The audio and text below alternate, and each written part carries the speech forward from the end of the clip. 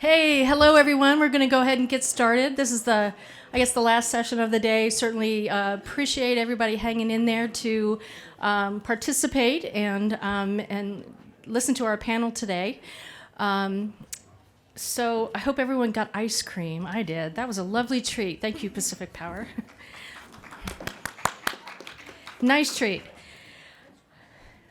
So my name is Terry Linehan. I am the mayor of North Plains. If you don't know where North Plains is, think I want to say sister city, but my city to the south, Hillsborough, in Washington County. North Plains is just north of Hillsborough. 26 separates us. So I've been the mayor for 6 years, and I'm also the incoming Oregon Mayors Association president. So I'll start my term January 2023. Thank you. So this afternoon's breakout session is called Ways to Engage and Build Relationships with State Legislative and Congressional Offices. So if you attended the morning session called Lobby Your State Legislator, you may hear some of the crossover takeaways, but that's okay. We want to definitely set you up for success and give you as much information as possible. So we'll hopefully have a Q&A session after our panelists have given their presentations. So I would like to introduce all of our speakers. We have Nolan Pleche and Tess Milio, State Representative Lily Morgan, Dan Marr, yay, Fritz Graham, and Nolan Pleche is a lobbyist from the LOC. Tess Milio is from Milio Capital Consulting, and Representative Lily Morgan is from House District 3, and that's in the Grants Pass area. Dan Marr is a field representative for the U.S. Senator Jeff Merkley's office, and Fritz Graham is the field representative for U.S. Senator Ron Wyden's office, Salem office. So anyhow, let's please welcome them.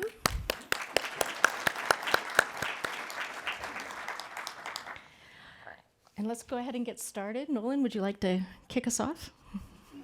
Thank you, Mayor. And this is my first time using a mic for a long time, so hopefully you all will continue to hear me.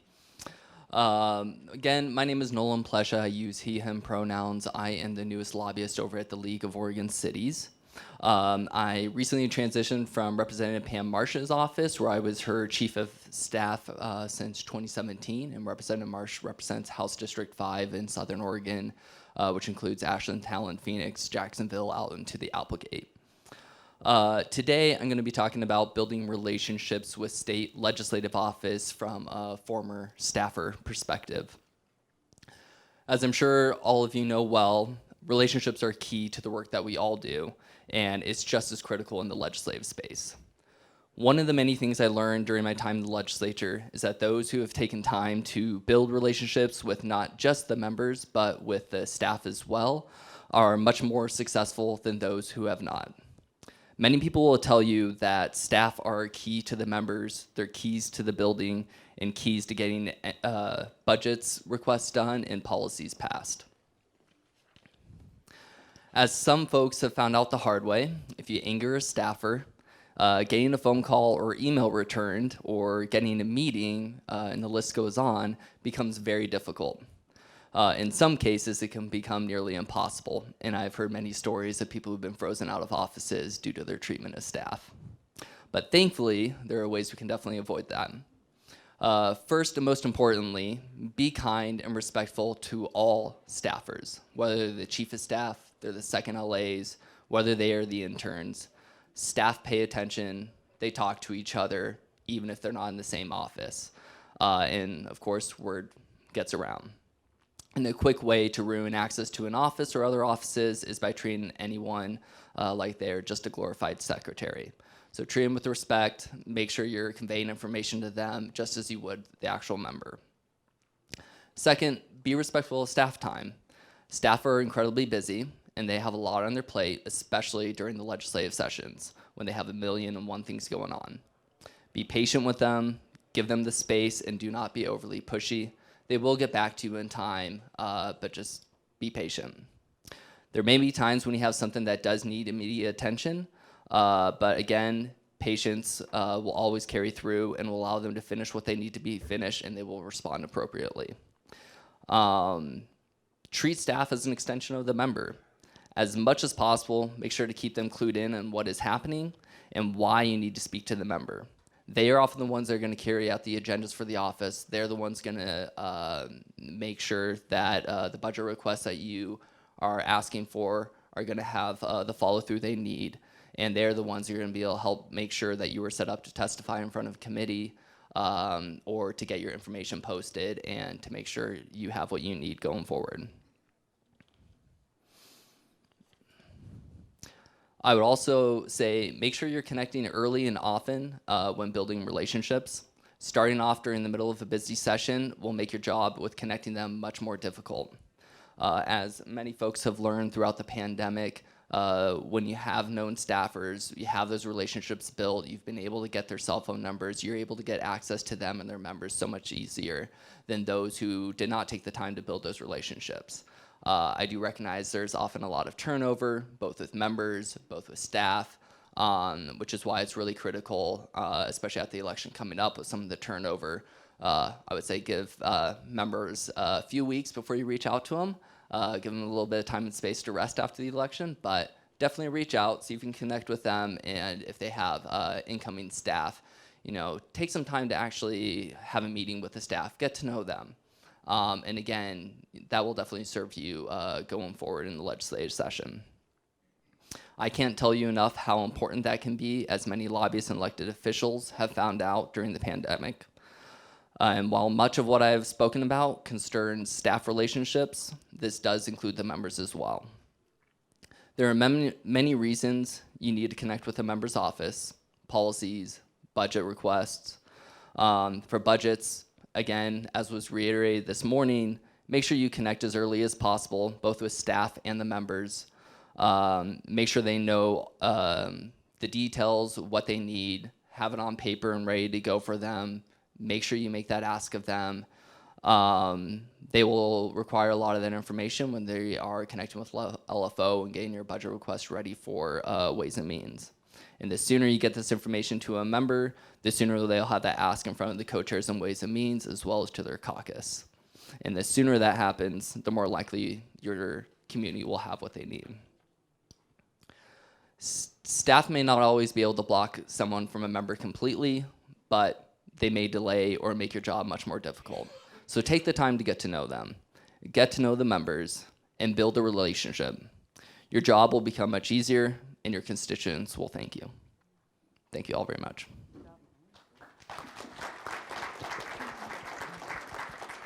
Well, that was great. You took some of my talking points, but that's fine. My name is Tess Milio. I'm with Milio Capital Consulting. That is my own firm that I just started this week, but don't worry, I have more experience than that. I've been around lobbying for about a decade, and so I'm excited to be here with all of you, and I wanted to thank the League of Oregon Cities for inviting me, and I'm excited to be on the panel with all these fine folks here. So, and I'm also hoping that Representative Morgan's going to agree with everything I say, because I am focused on just talking to state legislators. So I thought I'd start with just kind of calling out the difference between the interim and the session, and kind of how you kind of can connect with your legislator during those periods. I'm going to recommend that you start building the relationships in the interim, because folks are so busy during session, working nonstop from 8 until late.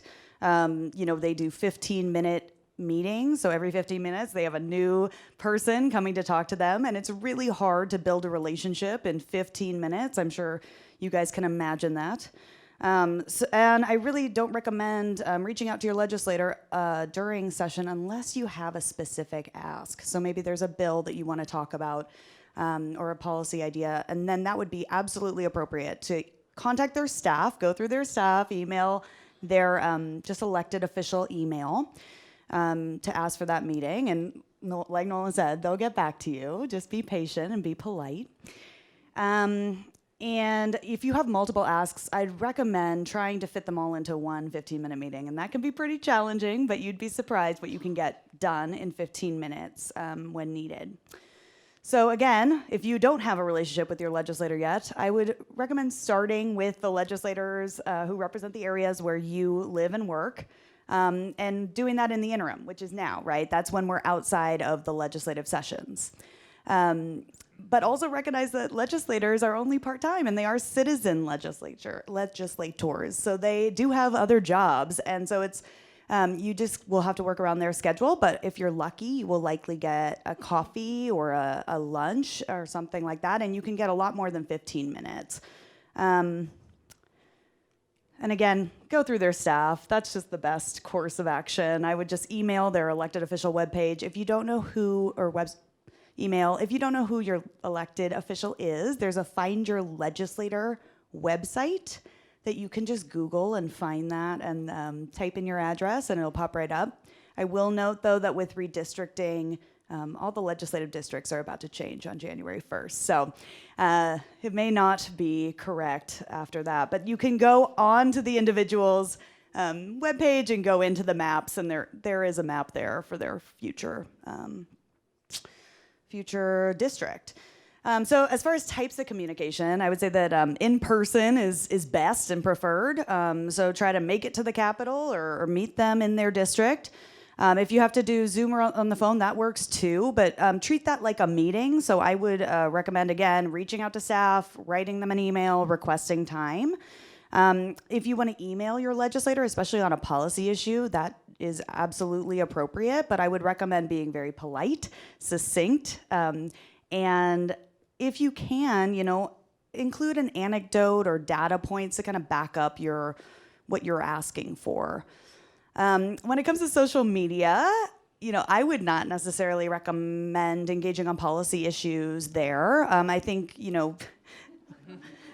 yay, she agrees. I think it's fine to, like their photos or, say nice comments on there. But I think that if you're really going to get into a policy issue, I would recommend going and doing that one-on-one. So whether you set up a meeting or a call or email them. And if you have a lobbyist, please utilize your lobbyists. Go through the lobbyists. They really want you to use them. That's why they're there. They have relationships. They know folks. They might know if someone's wife just, got hurt or something like that, and maybe it's not an appropriate time to reach out. So use your lobbyist if you have one. And then I guess when communicating, I'm just going to say, just make sure that you're providing background and context. Don't assume that they know everything about what you're there to talk to them about. But I also think that it's appropriate to gauge their understanding of the topic. You can ask questions like, "Oh, have you heard this before?" Or "Stop me if you know this already." And again, I guess my main themes are be polite, which Nolan also talked about. Don't burn bridges. I don't think it's worth it. That's my own opinion. I guess you can do whatever you want. But if you want a lasting relationship, I would say that you just want to be kind and polite. And that's both to staff and electeds. And respect their time. So again, realize that they have a lot going on, and your issue is just one of many. So just be polite. It's also kind of a polite thing, and the respect. And then be thoughtful about how you communicate and try to make it understandable and palatable from their viewpoint. And I guess I'll stop there. Awesome. Good job. Thanks.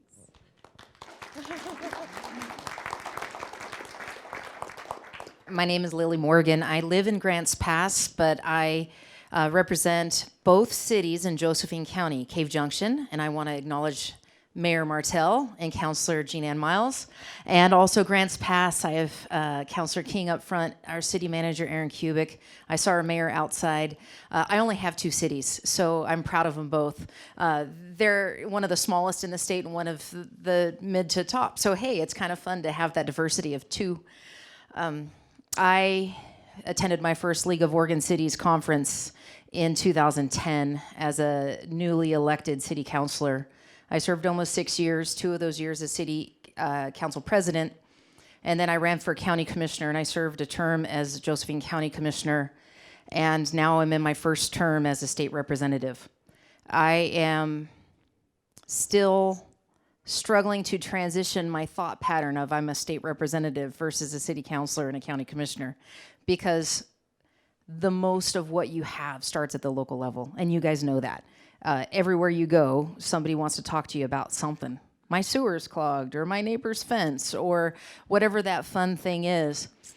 But it is essential that we have good relationships, and I'm proud to say that in cultivating those relationships when I was a city councilor and a county commissioner is some of the projects that I worked on as a state representative straight away. When I was a county commissioner, my city councilor, Jean Ann Miles, came to me and said, we got a situation with homelessness. We need your help to get money for a shelter. And we got it, and it's coming. It's going to happen. And it's kind of exciting to do that.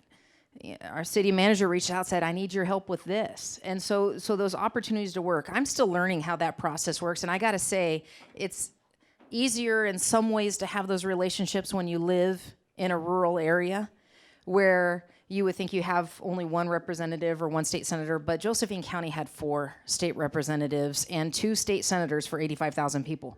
Matter of fact, all their boundaries come to the town of Merlin that's got 1,000 people. I'm not sure why they need 4 for 1,000 people, but hey, redistricting, we're gonna cut that in half. In the metro area, you guys might have multiple representatives that represent you, and you might not know them. Realize that we're about to have a massive turnover at the state legislature. Only 40% were even running for their seats again. And many of those are competitive seats. So I don't even know who the makeup's going to be. We don't know which committees we're going to be on. And you might be passionate about a lot. I will say that League of Oregon Cities represents you well. And working with the Association of Oregon Counties, we have something called the City County Caucus. And those of us that previously served either at the city level or the county level choose to be a part of this caucus and work together. And Representative Marsh and I, representing Southern Oregon, are on that. And we work with the Senate and the House alike in that caucus to try to be mindful of how are things affecting you locally. I can't be a state legislator effectively if I don't remember how it impacted you guys locally, especially unfunded mandates. And so we do definitely need to hear from you guys. Just today, I got a text from one of my city councilors saying, can we please get coffee on Monday? And what's your staffer's name again? So those relationships matter in trying to get things done. I've offered my mayor, I said, if you're ever in Salem, just pop in. You can use my office if you need a place to sit. To me, it's not about the partisanship. It's about that we all represent the same place. And we have to work together towards these solutions. When we see so many people dying on the streets from the overdoses and we see the impacts, how do we have enough resources to meet the needs in the community? How do we make sure that we have a place for people to go in a time of disaster? And I tell you, we have fires and weather and everything else regularly in Oregon. And as I'm at the emergency site, nobody's stopping to say, hey, what letter's behind your name? They're stopping to say, do we have enough cots for somebody to stay? Do we have enough water for them? Do we have clean air for the smoke? Do we have warm or this and this and that? We all care about people. We may not agree on how we get there. So let's talk about those things we have in common and those things that we can get there together, and we'll get some solutions done. But we do need to hear from you guys. We want to know where you stand on things. We are busy.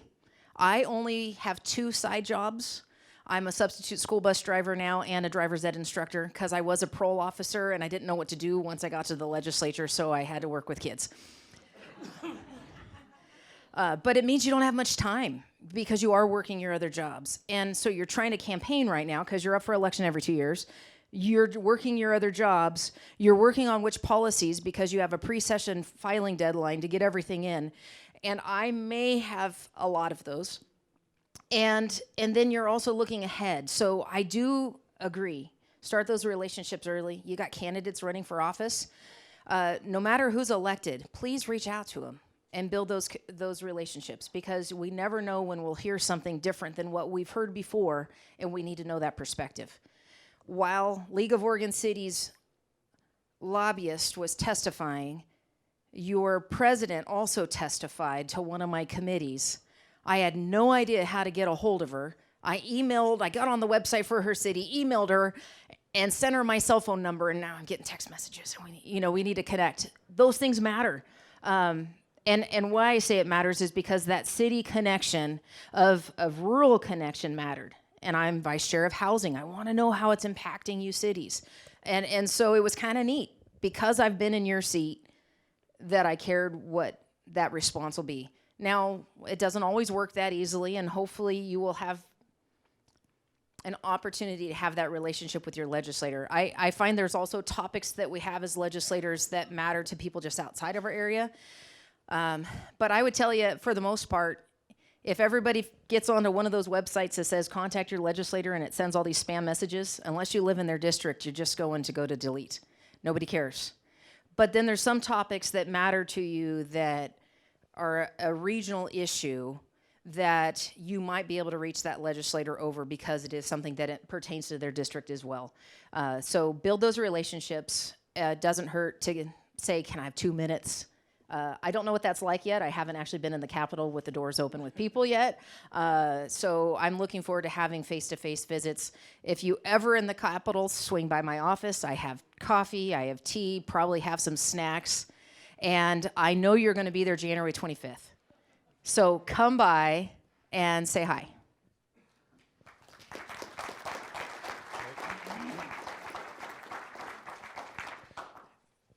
Thanks, Representative Morgan.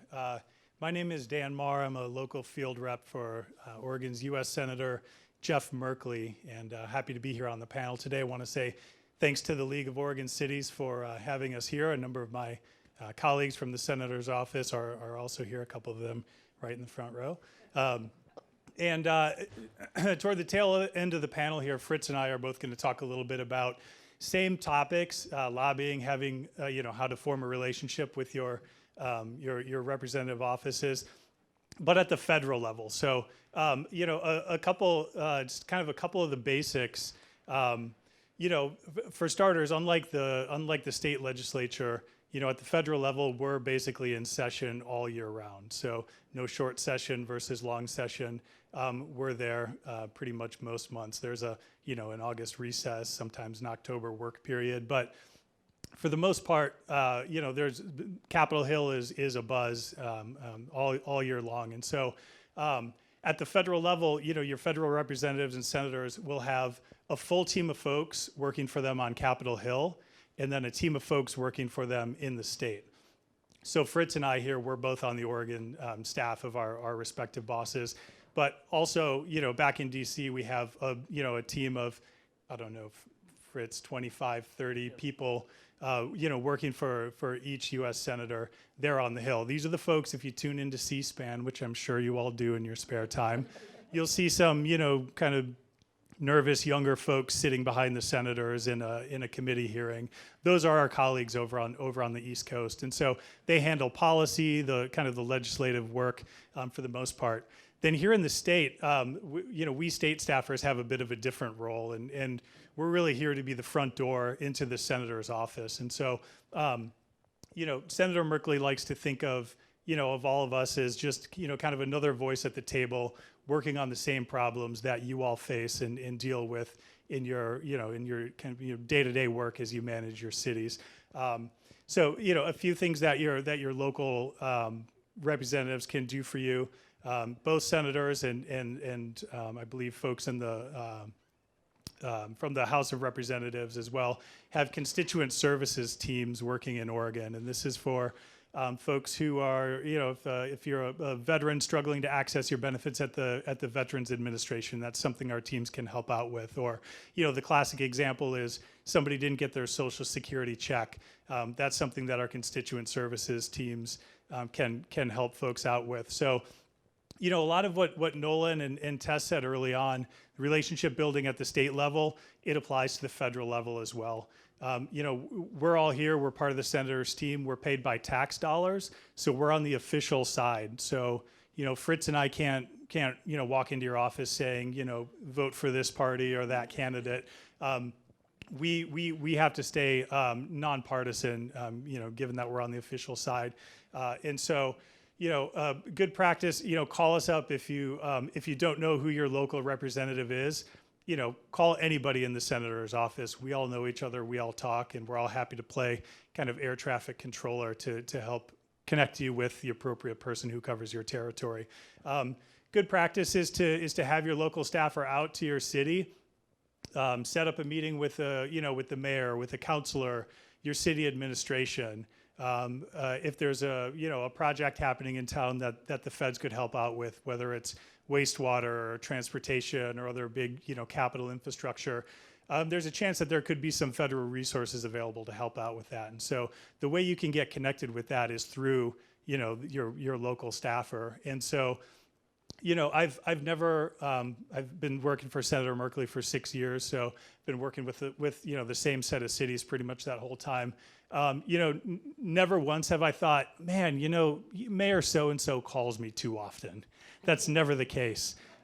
So if you have a passing notion of, maybe I should reach out to the senator's office, see if they have an idea about, X or Y issue that we're working on, you should go ahead and do it. And if you don't get a response, don't take it personally.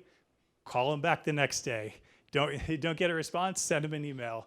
I think we all get an alarming amount of email in our inboxes every day, and sometimes even important emails will slip by, and so don't hesitate to stay at us. But certainly do consider us just another voice at the table, and your constituents in your cities are constituents of Senator Merkley's, are constituents of Senator Wyden's, and so we're all here to aid in your work to improve the lives of your constituents and build foundations for families to thrive. So I'm going to hand it over to Fritz now to kind of fill in what I've left, and then I think after that we'll take a few questions.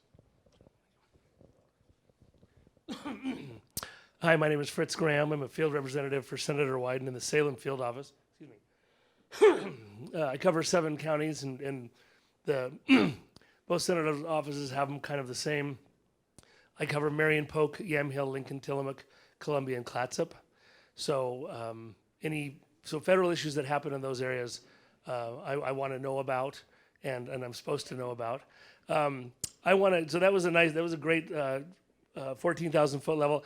I kind of want to talk about some ways of being strategic when dealing with your federal staff that I've learned over the 15 years as a field rep. Number one, take a look at everyone has 2 senators and a congressperson.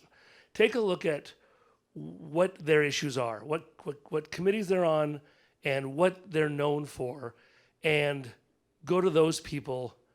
You'll go to that person for your issue. Line those up, because they're going to have people who have already worked on that issue before, so you might get a faster, quicker, better response. Not that you wouldn't otherwise, but just being strategic, saving time on your side. We're all kind of we have a collegial competition that I'm the first. I hope I'm the first one that you'll call. He hopes you're the first. He's the first one you'll call. So it works like that on both sides of the aisle too. So put a little effort into it before you do. Big issues, you're going to call everybody, all 3, because you're going to need what that is. Number 2, going off with what Nolan said, educate us early on an issue. Don't call us the day before with a crisis. And it's part of our training of people to call me and say, we have an issue, we think it's going to come up. I don't know if it is, but here's what it is. I can go to our DC staff and talk to them, and they can talk to other DC staff in other states, and perhaps it's a bigger issue than just in Oregon, and we can get more momentum by it more quickly. So educate us for that, excuse me. Which goes to my next thing of, what's my next thing? One of the best ways to educate us is to have us out on a tour. Show us what the project is. So you can go to DC, and if we do our jobs right, you will save money and not go to DC on a trip. It's fun, it's great, but if I see something, here's the sidewalk, and you can see that the parking is too close and this crack is right here, I take a picture and I send it to our DC staff, going back to what you two are saying, it's a 15-minute meeting with DC staff. They have no context. I give them a call and send them the photo and say, look, this has got to get done. This is something that needs to be dealt with. It has a bigger sense of urgency. So I'm not, make your own decisions, but you can save money that way, I think. I'm looking at people. So there are things, so we now have congressionally directed spending, which is another tool in our toolbox, former earmarks. Absolutely. And, and we haven't had them for 10 years. I worked on them before. And since there's been 10 years, all of a sudden there was this new thing, and I can't remember the name of it. It's part of the wastewater treatment, and it's a station. Anyone? Pump station, right. Never heard of it, never seen it before until 2022. And, 8 cities asked for money for pump stations. And knowing what it is and how important it is, it was really easy to relay that to the Washington, D.C. staff. So eyes on site is really important. Couple of, thanks. West side air conditioning killed my throat when it got too hot. So here's a couple of pet peeves that I've talked to other staff that we have so that you don't make this mistake. Number one, and this isn't cities or counties, or this is not often, but it happens from everybody at one time or another. Give both sides of a situation. You come in, you say, Army Corps of Engineers won't let us do this. Why? Well, they just won't. We have the permit, we have all this stuff, and then we call. Our next call is Army Corps of Engineers, and they say, well, that's not quite the case. And we do the same thing to them too. So just give us both sides. It really helps us out, and it helps. It streamlines the process so we can get quicker answers. The other one is, and again, I took this to other staffers too. I will work with somebody for 5 years. I will have a good relationship with a city councilor or a mayor or a commissioner, and they will ask me for things. I will work for them and do all kinds of things. And then the senator will come for a town hall, and we'll go to talk to them, and they will ask the senator a question that I have not brought up to him, that they've never brought up to me. And so it's like, why didn't you ask me? I would have been working on this whenever you had this issue. And it just, the senator will say, well, why isn't this on my list? It's like, I don't know, but I'll get on it. So it just, it's a good, steer clear of that. And finally, let's see, what else do I have? Town halls, and this is a little bit different than relationship building. We're going to be going back to in-person town halls. If there's an issue, if there's a regional issue, talk to your cities in other counties, have them attend town halls, and have them ask the exact same question that you ask at your town hall. So that if the senator goes to Eastern Oregon or he goes to the Northwest corner and he hears the same question 2 or 3 times, that becomes a priority in his head, and it will move faster. He will call up the staff and say, I want something done on this. And so it's building that relationship, and and you talk to me about it, and I can spread the word with other staffers also, and we do that too. When an issue usually isn't just in one of my counties; it's in all of them. Awesome. So, thank you. Can I add one thing? I wanted to add one thing I forgot. Go right ahead. If you are having concerns with a state agency or a problem or funding or something, also reach out to your legislative staff. We are there to help in the same way they have constituent issues. When it's a state issue, we do that as well. Great. Goes back and forth. Thank you so much. Really appreciate that feedback and those to-dos, and I took notes, and so I will definitely share that with my counselors as well. Before we get started and open it up to the room, I do have a couple of questions that I'll pose, but also wanted to let you know that we do not have a mic that we can float around the room. So if you do have a question, all I ask is that maybe if you could stand up and make sure that you project so that folks in the room can hear your question, okay? I know we don't always agree with those that represent us, right? And whether on a local or a national level.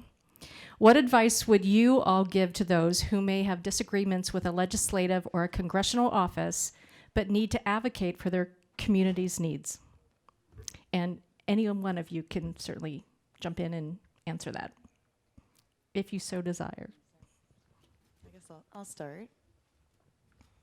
Can you hear me? Okay.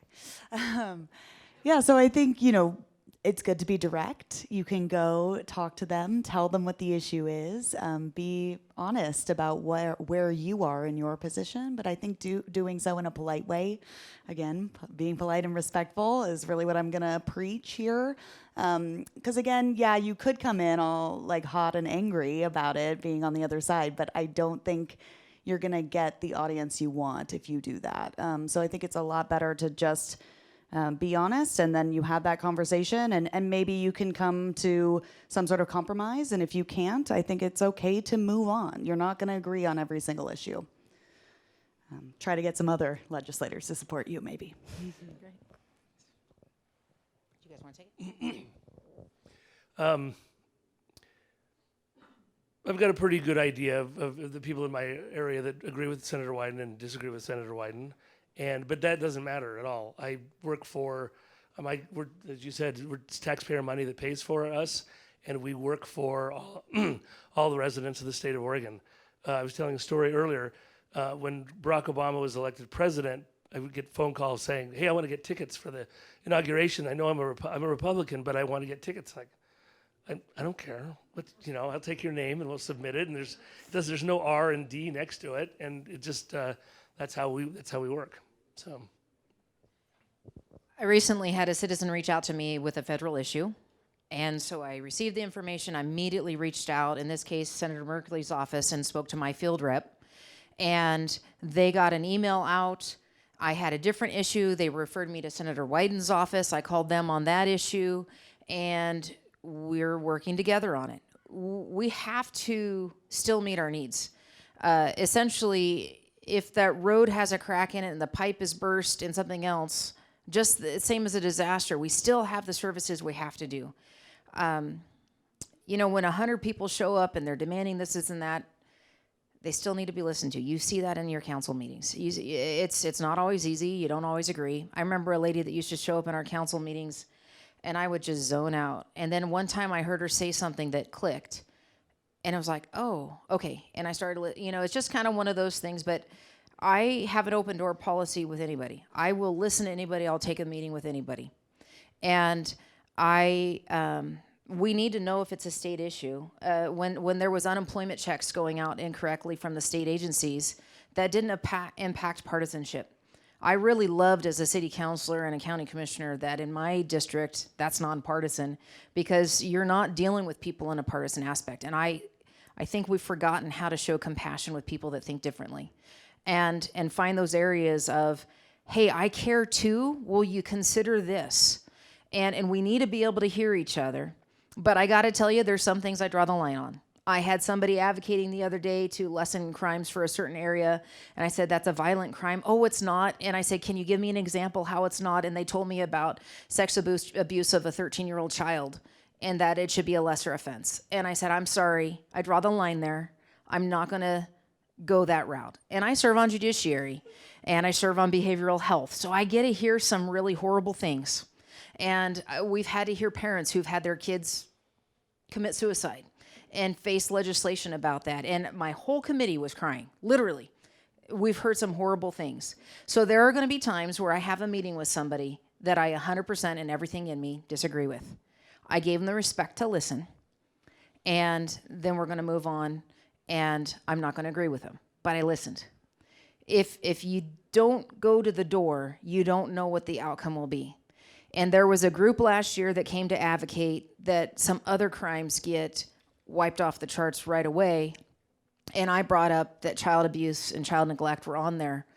And I brought up how that's devaluing those victims' experience if you expunge those records and you don't pay attention to the victims. And we all were crying, and we all stopped, and it built a relationship that we're hearing each other. Now, we're on the opposite sides of this topic, but we're listening to each other, and we're respecting each other.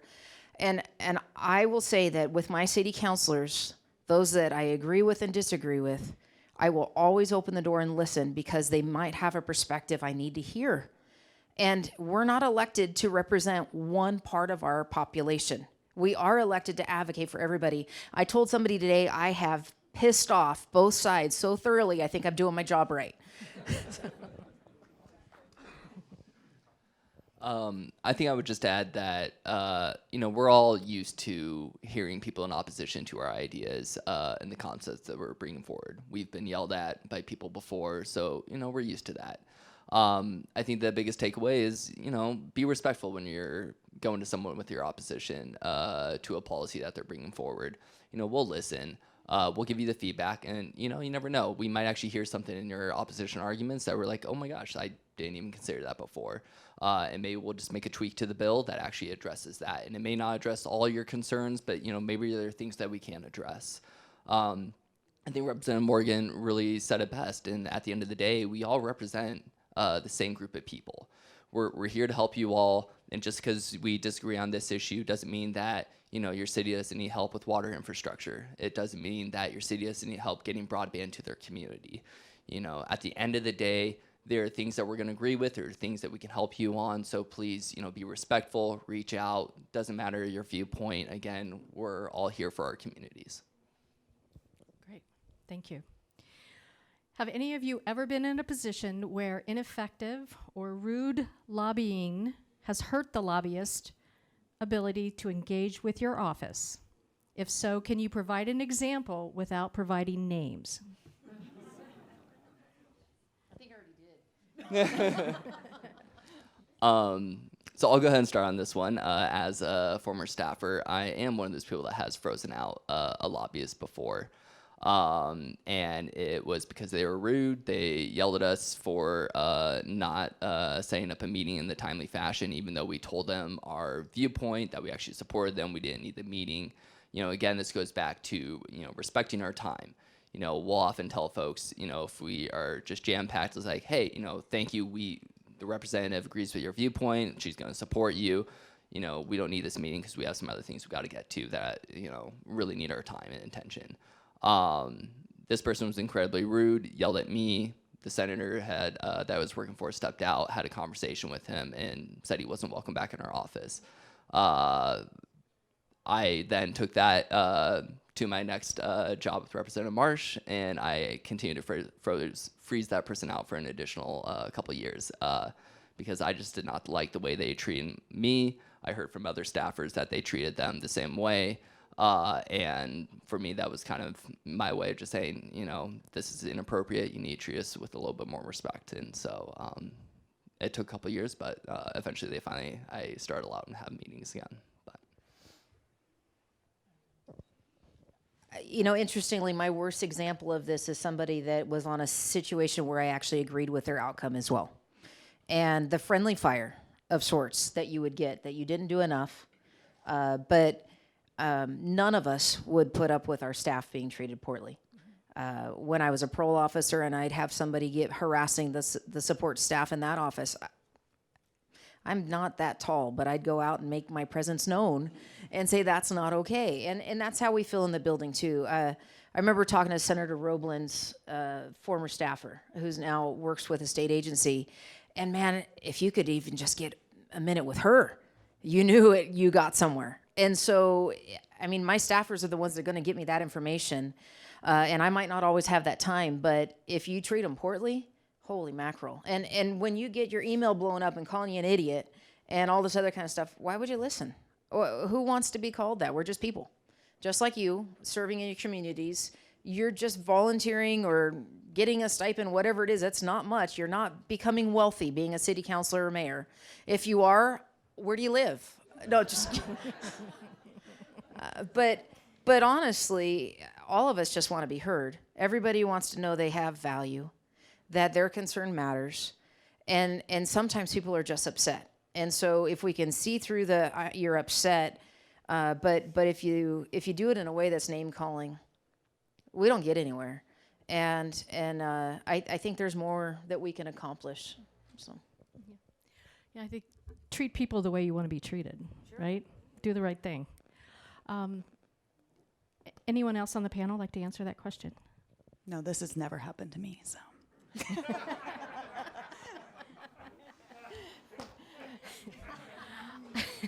I do have a couple more questions, but I'd like to throw this out there and see if anyone has a question or two.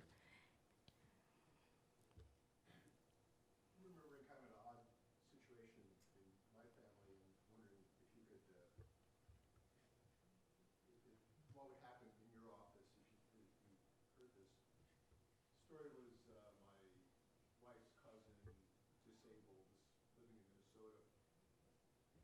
Fixed income, was struggling with her mortgage, and the bank wasn't working with her. It looked like she was in danger of losing her home. And my wife's attorney, she called the bank and getting work.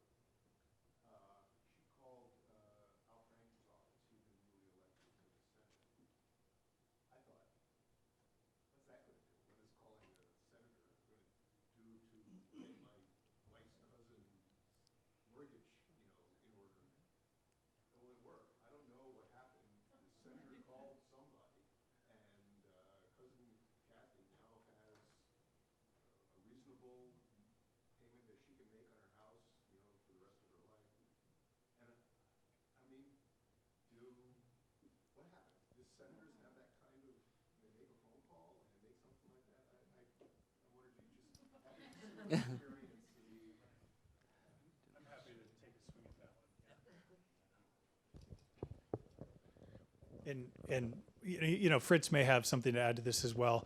I wasn't working for Senator Merkley yet in the 2008, 2009 financial crisis, but this is a story I've heard this senator tell, time and again as he's talking up his constituent services team, which he's very proud of, was that, I like to talk about how we, have like a special kind of like a special way into each federal agency. So if there's an issue with the Army Corps, you're not getting a call back.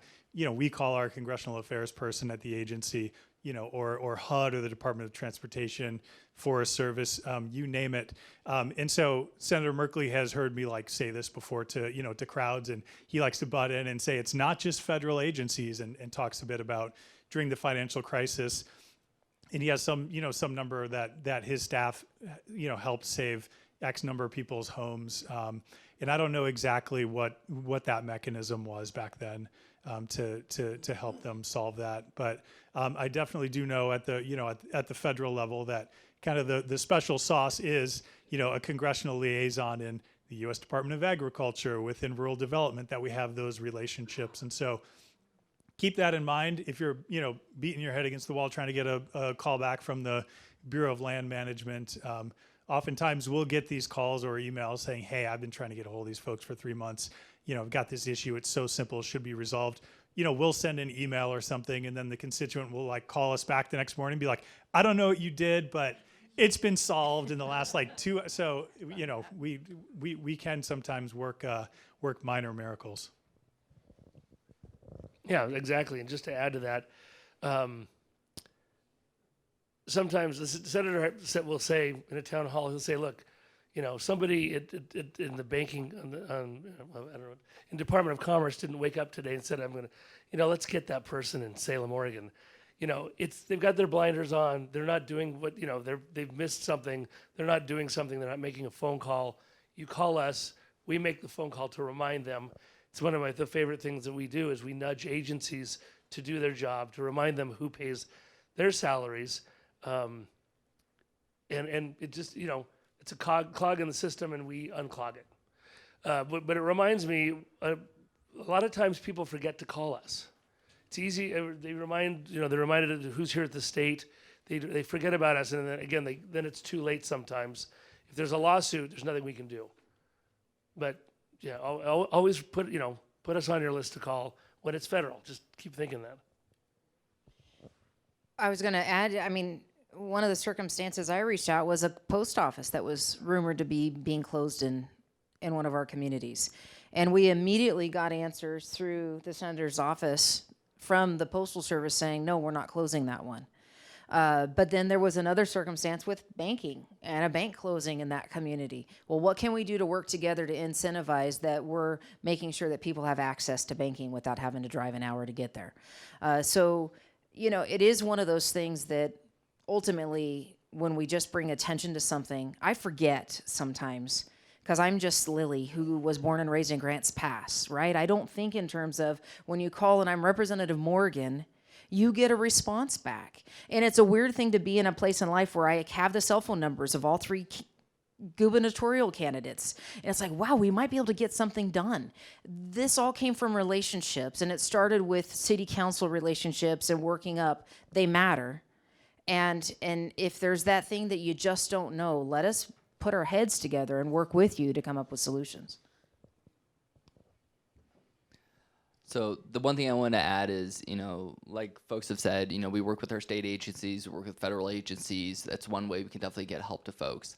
But the other end of that I think is unseen or even doesn't get talked about as much as actually our lobbyists. They represent a wide variety of different clients. And so, whether we're having issues with a energy company, if we're having issues with broadband, we can reach out directly to those companies and say, hey, we have this constituent here. This is the issue that they're having. And, can you tell us what's going on?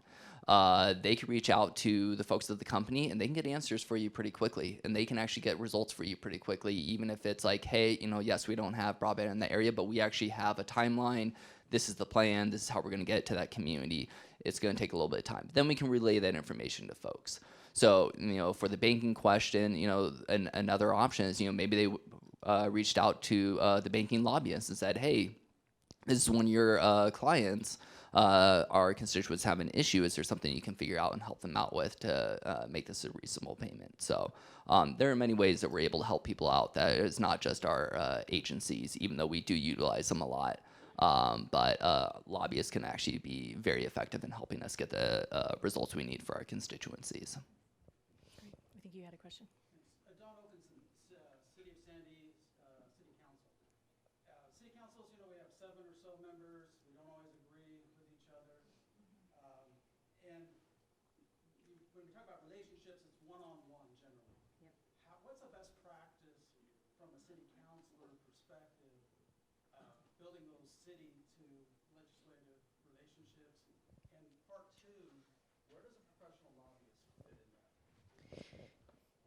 League of Oregon Cities has a really tough job as your professional lobby to make sure they're representing the big cities and the little cities. There's different needs.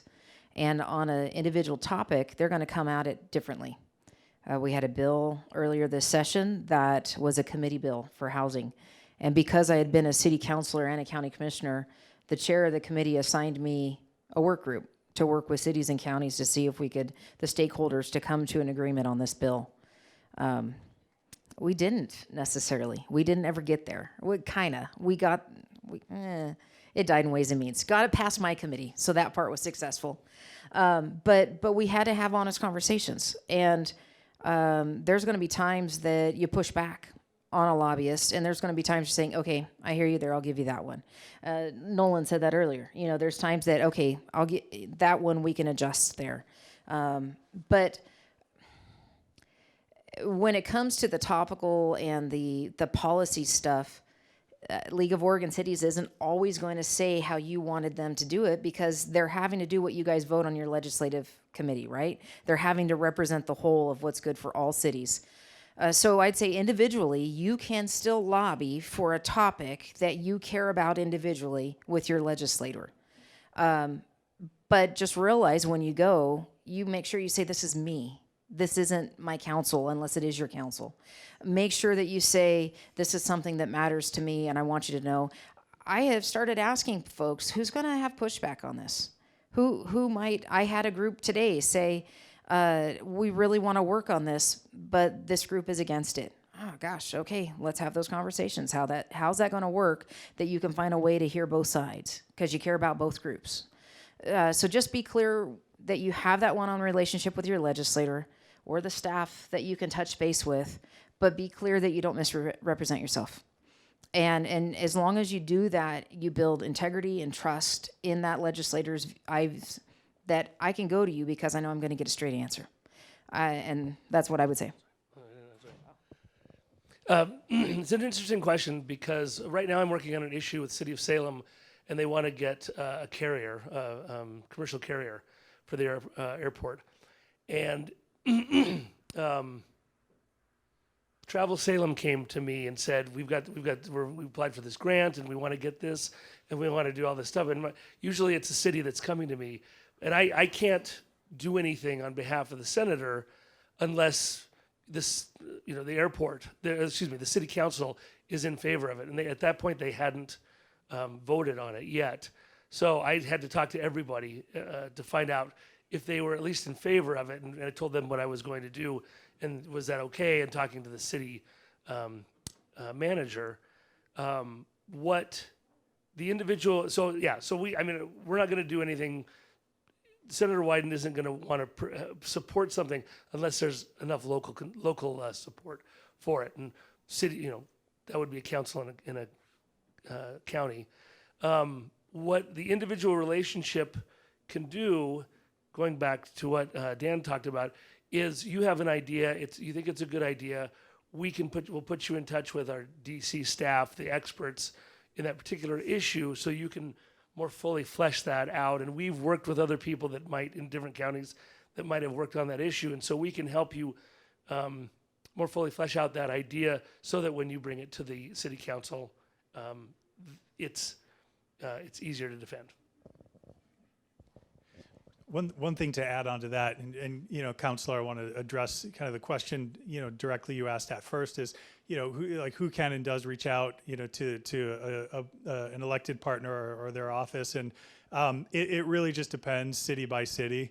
In the city of Sandy, I usually talk with Jordan or the mayor, but anybody from the council, anybody from city, from the administration can reach out to me and in chat and invite me in, ask a few questions, what have you. It just really varies. There are some cities where I grab coffee with the city manager once a quarter, but hadn't met the new mayor yet, for example. So it really just does does vary. And then I think with lobbies, different jurisdictions handle like lobbyists differently. Some cities, a lot of big cities will have lobbyists, sometimes in-house, other times they'll be contract.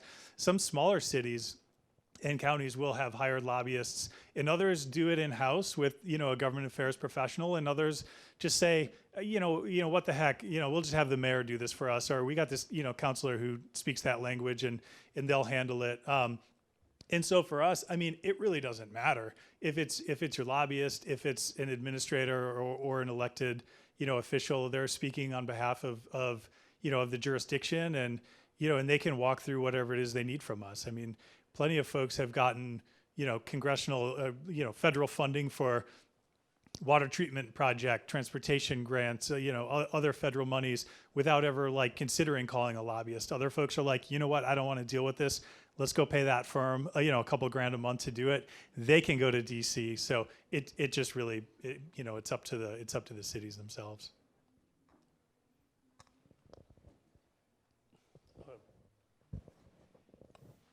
I just wanted to respond as well. I thought Rep. Morgan did a good job talking about that, but if you want to just be clear about who you're representing. So if your whole city is behind you and you're representing the whole city, make sure you say that. If it's just your own personal belief, make sure you say that.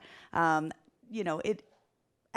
someone who used to represent many cities, big and small, I will say, we really try to work together. That's why the League of Oregon Cities exists. We all want to kind of help each other, and we do that by aligning ourselves. If your city is going to maybe not support something that the league is doing, be upfront with them, talk to them about it, try to work out a plan.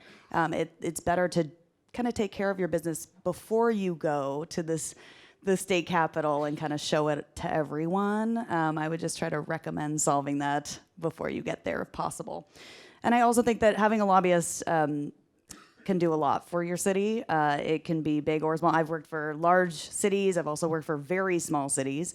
And it gives you another voice, right? It gives you someone who's representing your area specifically. They also in the case of like myself, I'm a contract lobbyist, so I work on lots of different topics and issues, and that allows me to build relationships with legislators throughout the Capitol, all 90, as opposed to just the ones that represent that city. And so there can be a benefit there as well. And they just have the relationships. They know how to communicate best with these individuals, and just kind of understanding them as humans, and then understanding how they might take that issue and framing it properly. So I do recommend lobbyists. And I am taking clients, but that's fine. You know, one thing I would add to that, I had a bill that I had offered after it came out of city-county caucus. Cities and counties both got hit pretty hard with funding being directed away from them after the ballot measure 110 and the implementation of it. So I was trying to find a way to make whole cities and counties. I'm also trying to protect that cities and counties had the freedom to do what they wanted with that money without the state telling them how to spend that money. Because at the local level, you best know, is it that road that needs repair from all the traffic going to their pot shop? Or is it that you have more need for law enforcement to do the enforcement for the drug trafficking organizations that have infiltrated your area? And each community has a different need. But I gotta tell you, if you are the one coming on behalf of League of Oregon Cities, please know your audience when you testify. Because unfortunately, one of the testimonies we got was one that actually shut down the committee from supporting the funding. And because they started getting it to the point of judging, well, I don't like how that city just decided to spend their money, so I don't want to fund the money at all. So try to think that if you're that person called upon to come testify, you want to represent a personal example of how that need is, but you also want to make sure that it's something that is relative to the whole group that League of Oregon Cities would do. You might be that person testifying for League of Oregon Cities. And some of us will advocate for you, but sometimes we can't advocate over something that is against your audience, if that's a safe way of saying that. I'll try to keep my answer brief because I know we're running a little bit out of time here. For the League of Cities, you know, as you all know, we represent a wide variety of cities, large, small, and, you know, that means that, you know, some of our cities are going to support a policy and other cities are not going to support a policy. So, you know, we really have to weigh whether or not that's something that we can put that LOC logo on, or how we talk about that issue. We may come in completely opposed to that policy, but doesn't mean we're going to have a conversation to see how can we make that policy better. Maybe there's a way we can at least get to neutral. At the end of the day, you know, if there's something that you all support or you all oppose, but, you know, the league, as this majority has voted to go a certain direction, you know, that's where you need to have those conversations with your representatives. That's why building those relationships are so important, is because, you know, sometimes as a league, we just have to take a neutral position because, you know, not all our members are there. So having those relationships with your representatives and senators, having the relationships with those staffers can help get your point across so that they can advocate on behalf of your city. So, you know, yes, we're not going to always be on the same side of an issue just because of the nature of the fact that we all have different opinions. So. Well, with that, and to be respectful and courteous and polite to all of you and to our panelists, we do have to end, unfortunately. Perhaps they might stick around for a minute or two if you have a burning question that you'd like to share. But at this time, let's give them all a round of applause. Thank you very much.